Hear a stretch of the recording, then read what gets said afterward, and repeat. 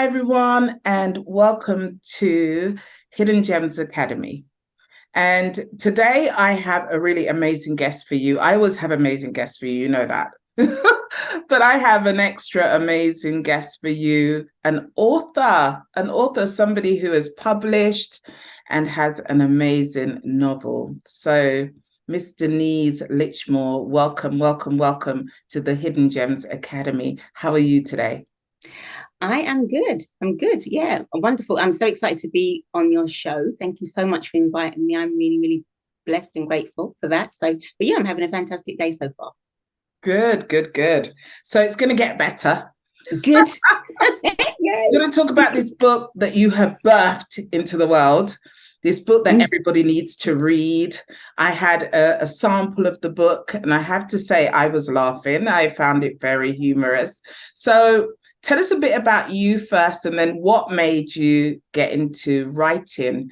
So tell us who you are, where you're from, what are you about?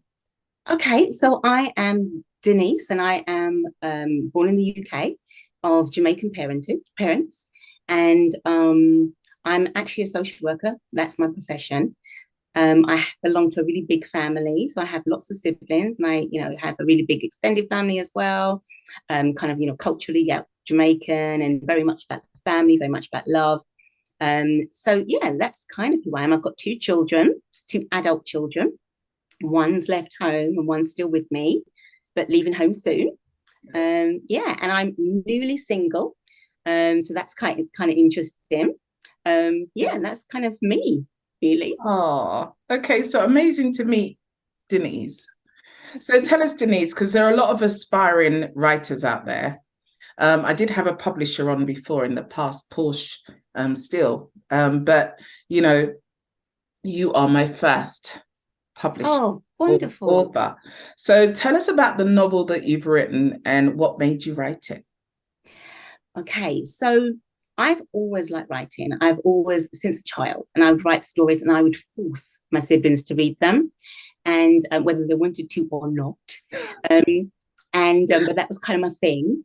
But I never thought, and people would say to me, you write quite well. Why don't you send in some of your stories to a magazine and see if you can get published? And I would never do that. And I guess I lacked confidence. I didn't think they were good enough to do that. And then years ago, tried to start writing a blog, and that kind of was really more for family and friends than for anyone else. And again, I wasn't ready to kind of broadcast that to the world. But then about 4 months ago, I joined this healthy eating group. It's called Slim Pod. And I kept writing, and they have a Facebook group, and I would write posts about my journey and about how I was doing. And people kept saying to me, "Oh my goodness, where can I read your work? Do you have a blog? Have you got a book?" And I was overwhelmed, and I was thinking, this is amazing. I mean, these are really nice people. They are, they are not, it's not a diet, it's healthy eating. So they're not always hungry, so they're not mad. They're kind of like not angry with the hunger, but they kind of were just so nice and warm and friendly and supportive. And then they kept saying, where can we read your stuff? And thought, but I don't have any stuff. I don't have a blog. I don't have a book. But the kind of germ of the idea settled in my head, and I kind of thought about it a little bit more, and remembered that years before, when I had written about my journey with smoking, stopping smoking and things like that, I thought, okay, let's see if I can write a book. Yeah, so that was kind of it. And I decided, and I spoke to family members. They were like, "Yeah, you can do that. It's fabulous. You do it. It's your D. You can do all of this stuff." So I was like, "Okay." Um, so I did. So it took 3 months, and then I wrote it, and then I went into the self-publishing world and worked out actually how to produce something. And then, yeah, my paperback arrived Oh, with me. wow. Lovely, It got lovely. here this week. It got here this week. So Oh, how just in exciting. time. Yeah.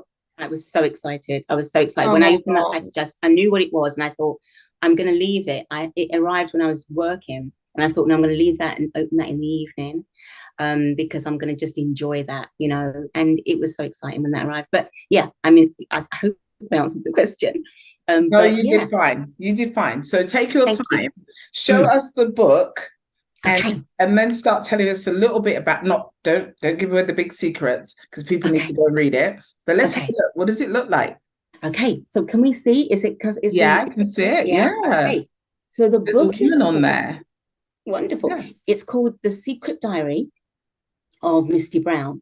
And Wow. first of all, can I just mention the cover, because the cover was something that was rolling around in my mind, and it was kind of a notion that I had. And someone from the healthy eating group does some wonderful graphics, and I kept seeing her work on there, and I thought this is really lovely stuff.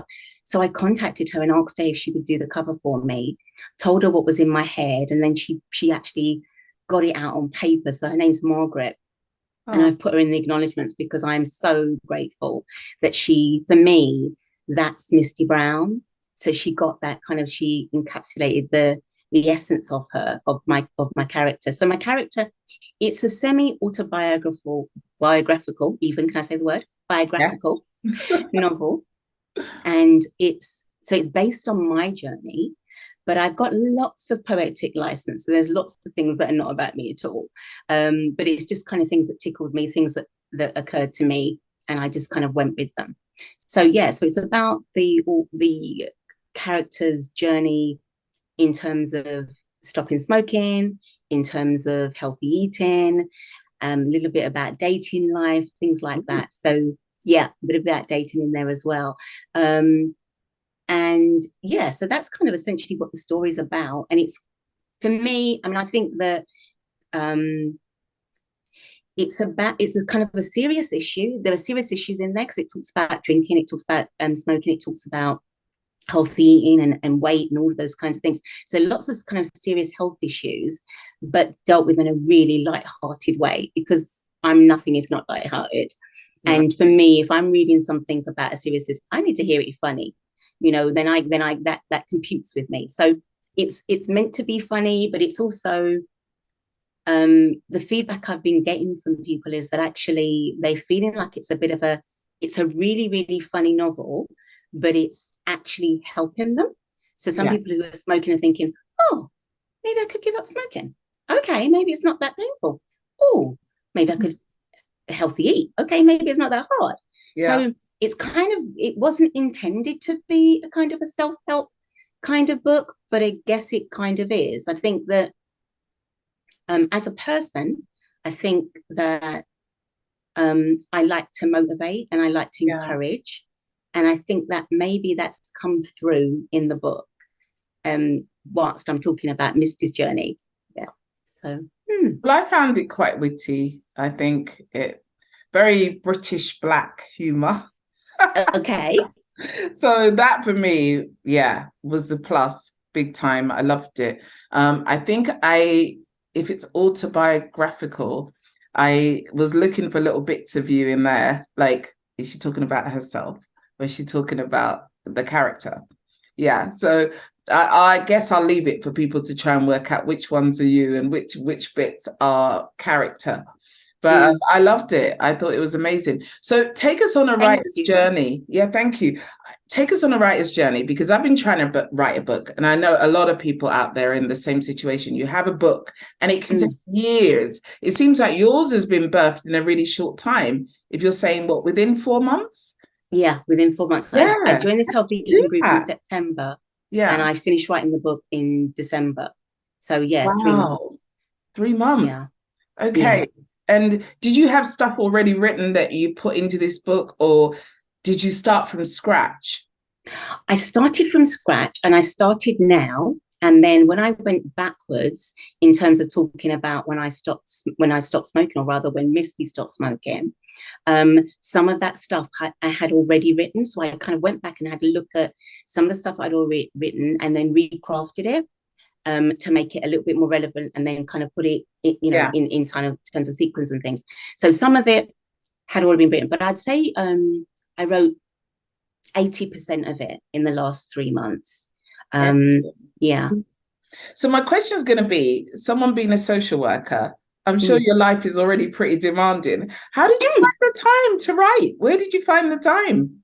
Well, do you know, my children are adults now, Yeah. and I think that when, as mothers, we spend so much of our time looking after our children, and then we're looking after other people as well. And Yeah. I think that I found that as my children have gotten older, I just feel that I've got so much more time, and I'm not quite. My time seems to be expanding, and then I think that um, one of the things I stopped doing, I stopped smoking, and I think that I don't know if people are smokers, they might get this. I think smoking was an activity that took time. And when I stopped smoking, I found I had more hours in the day to do Wow. other things. And so since I stopped smoking and also stopped drinking alcohol, I feel that I've got so much time because in the midst of writing my book, I've also launched a new jewelry range. I create Wow. aluminium jewelry. I used to create, and I still do create resin jewelry, which I started about 2 years ago. But in the last 3 months, I've also started creating aluminium jewelry, and it just feels like I've got a lot of time. I mean, I do work full time. I'm a child protection chair, so I'm very busy. But I find that in the evenings, I've got time. I have time, and as I've said before as well, I'm newly single, and I think that creates time too. Because I think when you're in relationships, you kind of, They take up your you're time, managing love. that. Sorry? They take your time up. They do. They absolutely do. And I think, you're running a household and all of that kind of stuff. And I think I read this statistic a few years ago, and I think it's true. And it says that married women live shorter lives than single women, and married men live longer lives than single men. And that's because I think married women are looking after the men. So the men are living longer, and the married women are doing so much that actually they're dying off quicker. And I think there's some real truth to that. I Do you really have to do. stay single? Is that what you're saying, Denise? Well, I maybe kind of balance it out. So be single for 5 years and then be in a relationship for five. I don't know. Or actually achieve maybe more of a balance when you're in the relationship so that actually you're not doing all of the kind of looking after, because then that I think is debilitating, and that kind of takes away from your lifespan, maybe, possibly. Absolutely. But yeah, I think so. I think I've got a little bit more time because of that. So yeah. Okay, so if I need to write a book, I need to stay away from men. I need to make sure the kids have left the nest, and that will give me enough time to write the book. So I thank think you, so. thank you. You're most welcome. You're It most sounds welcome. great. Sounds great. So when you were writing the book, did you have to edit a lot? Did you get an editor or did you do your own editing? I did my own editing, but I had a wonderful woman called Paula Emery who actually offered to proofread it for me. And not only did she proofread it, but she kind of made sure that the continuity was correct. She made sure that I kind of had the phrasing correct, not phrasing exactly, but that if something needs to be in brackets, she'd put it in there for me, or she'd ask me some questions. Did you mean that? Or did you mean that? And she was amazing, absolutely amazing. She's a professional proofreader, and she did me proud with this book. It's absolutely wonderful. But I edited it, and then I got two of my sisters to read it for me. And I said, look, your only remit is you have to be brutally honest with me. And I'm not going to do a Denise like normal when I get criticism. I'm going to just take it all in. I'm going to suck it all up, and I'm going to do what I do. And I was like, be brutally honest, seriously, because normally if they give me criticism, I'm like, seriously, why? This time I'm like, no, give it to me, give me the criticism, give it to me, be Oh, brutally God. honest. So they were, and it was wonderful. And we went on holiday. I have several sisters, but four of us went on holiday earlier this year, and I had written quite a bit of it by then. And so I sent it to all of their little tablet things, and we were on the beach, and everyone was reading a bit. And I was hearing a laugh over there and a giggle over there and a laugh over there. And one of my sisters, my sister Kim, she started reading it first, and she just was laughing so much. And that's the moment that I actually thought, I can do this. I actually can do this. And then Valerie and Carol followed suit, and they were laughing, and they were like, this is amazing. And they did give me some lovely feedback and some kind of ideas about things I could change or improve on, or beef up. but their response was natural and it was fantastic. And it made me think, Oh. okay, I can write a book. I can do it. Well, sisters have value. And I've got like Definitely. four myself. So yeah, I think when my book's ready, that's where I'll probably be going with it. Uh, because Yeah, yeah, you do need those people who read it and yeah, and be as critical as they can so that you can make the adjustments that you need. absolutely. Yeah, that's great. So if you didn't write, what would you do apart If from I being a social worker? Because if I that's a didn't write, job. But if you didn't yeah, write, if you weren't now an author, you're a published author. What other yes. dreams do you have? I guess the question is. I think that I'm still, you know, working on building the jewelry business. So I make my jewelry and I sell it at craft markets, and I enjoy that so much. So I thoroughly enjoy that. I also bake and create cakes. So I bake a lot, and I do any kind of occasion cakes, and I do all the decorations and stuff like that, which I thoroughly enjoy. And yeah, so those are the kind of things that I would do if I wasn't being a child protection chair. So I'm hoping to retire soon before I'm too feeble, and so while I can still move around, you know, then I'm hoping to retire. And when I retire, then those are the things that I'm going to kind of focus on. So I have started this book too. So my second book is called The Secret of Diary of Misty Brown, Drunk and Disorderly. So I've started that. So that's about kind of Misty's journey in terms of um, sobriety, and that's I'm just so enjoying writing it. It's such a lot of fun. So I think, yeah, if I wasn't child protection chair, I would be writing, making my jewelry and baking, which is what, and spending time with my family, because Yeah. that's my big thing. I mean, my mum died when I was 16, and my dad is an amazing man. And we have a huge family, and we just get together and do lots of family gatherings and do lots of social things together. And so that's where I spend a lot of my time with my family, which is, yeah, and my heartbeats, which is my children. Oh, that is so wonderful. So, where would you like the book to go? Because you've done the novel, you've now got it out, you've got the paperback. What are your goals for the book? But that's a really interesting question. I think when I first got it out there, I kind of was thinking, okay, I want people to enjoy it. I want lots and lots of people to read it. I want lots of people to enjoy it. And I guess that's still my goal. I still want lots of people to read it and lots of people to enjoy it. So I guess I'm thinking in terms of numbers. I'm thinking I want this on the bestsellers list. My aim is to be interviewed about this book on, now, of course, I'm delighted to be interviewed by you. So thank you so much for that. But I want to be on Loose Women. Okay.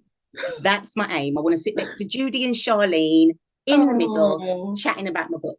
So that's my aim, you know, and just people enjoying it, because I think that it's relatable um, for folk who are Black, who are white, you know, and I think it is just the subjects are relatable. I think that, as you talked at the beginning about me being a Black British woman of Jamaican heritage, and so I've written from that perspective as a Black British woman, and I think that it's not necessarily a hugely unique perspective. I think there are probably other novels out there, you know, from people who are writing with that background. But when I did a search on Google and I asked for like Black chick lit humorous books, and it came up with Sophie Kinsella first. Now, Sophie Kinsella is not Black. She is one of my heroes. I love her writing. I love her style. And it also came up with, who was it? Marion Keyes. Again, love her. She's an Irish author, absolutely fantastic. But I had to really do a deep dive in order to get to those authors. You know, I mean, you know, if I asked for like just Black authors, I'd come up with some fabulous people. I'm yeah. sure I'd come up with Toni Morrison. I'd come up with, you know, all of those people. But it was kind of my particular genre. So my particular genre, which is chick lit and it's humor, and there wasn't, and I'm sure there's loads. I'm sure there's a lot out there. It's just hard to find it. Yeah. So what I want is for my voice to be added to the people that are already there in terms of what I've got to say, but also I want us to be a lot more prominent, you know. And if my book can help if I can get my book there, then that would be fantastic. And if I can then, by doing that, get other books there, fantastic. That would be absolutely amazing. Okay, so any advice for authors, budding authors? Do you think we need to be looking at something that's a bit more witty? As you say, there's not many of us in that bit of the market. What do you think? What would you advise someone who's writing now? Where should we be aiming our manuscripts? I think that we should be writing them firstly for us. So I think for me, when I wrote this book, I wrote it for me. I wrote it because I thought that, can I write? Can I get it out there? Can I get my voice? Do I have a perspective that I want to share? So I wrote it for me. Um, but I think in terms of, and I think if you're a writer, you should write. And I think that I've been for years writing things for, child protection conferences and things like that, and not writing things that please me necessarily. But I think I've spoken to a few people since I've written this book who have said, I have a book in me.